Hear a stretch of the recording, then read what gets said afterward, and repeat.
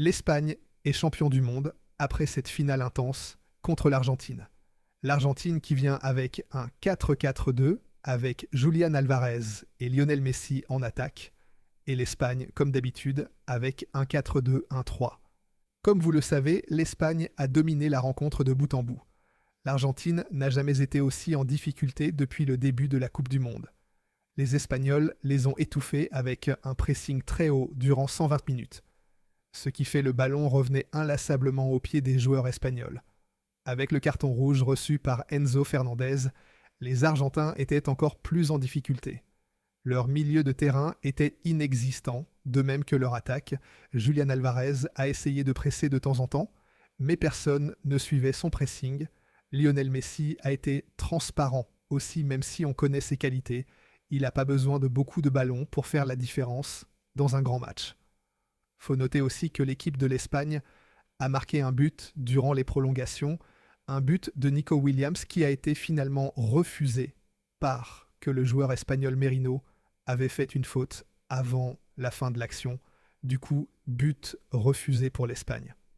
On a constaté que l'Argentine a essayé de casser le jeu des Espagnols vu qu'ils étaient en infériorité numérique.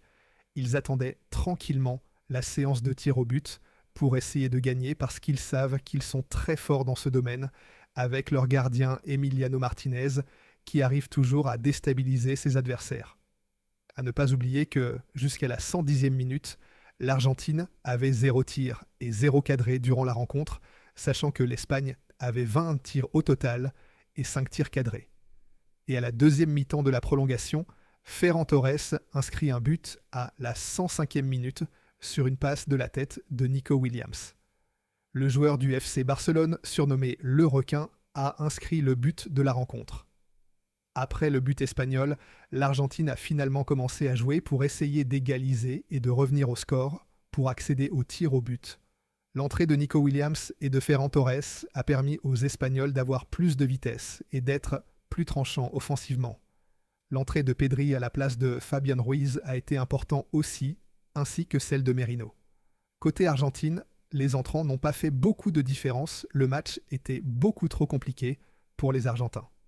Ferran Torres a marqué un deuxième but en fin de prolongation refusée à cause d'une position de hors-jeu de l'attaquant espagnol.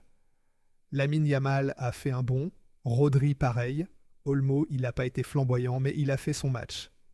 L'Espagne est champion du monde après leur dernier sacre en 2010. L'Argentine ne fera malheureusement pas le back-to-back. C'était sûrement la dernière Coupe du Monde de Lionel Messi avec l'Argentine. L'Espagne était l'une des équipes favorites et l'une des meilleures équipes durant cette campagne. Ce n'est pas une surprise qu'il soit champion du monde. Maintenant, reste à savoir qui sera le Ballon d'Or. Ça sera Lamine Yamal ou un autre joueur. Faut pas oublier que Fabián Ruiz a gagné la Ligue des Champions avec le Paris Saint-Germain et il vient de gagner la Coupe du Monde aussi. Harry Kane, Michael Olise, Kylian Mbappé, ils le méritent tous, mais il n'y aura qu'un seul vainqueur. Selon vous, qui êtes le favori pour remporter le Ballon d'Or, je vous laisse nous dire votre avis en commentaire.